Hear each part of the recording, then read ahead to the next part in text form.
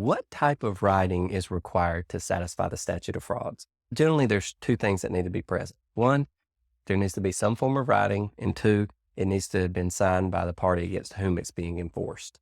Okay, the party alleging that no contract exists, right?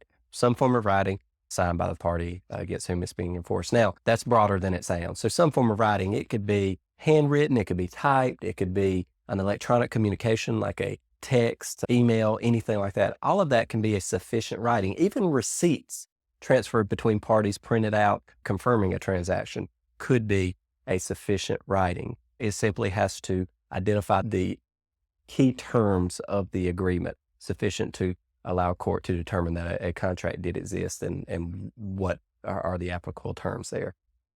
And the other one is signed by the party against whom it's being enforced. Well, this is actually very broad as well. It could be an actual signature. It could be just that the terms itself is in an individual's handwriting, so it can identify the person. It could be that you have to log into an account or there's some identifying code or some password protection or something like that, whereby only a person with that code could send the message. Like you have to log into your phone or you have to log into your email to send an email. These are identifiable characteristics that could be sufficient to constitute a signature. And then, of course, things like a mark, a stamp, a seal, anything like that that a party generally uses to identify themselves.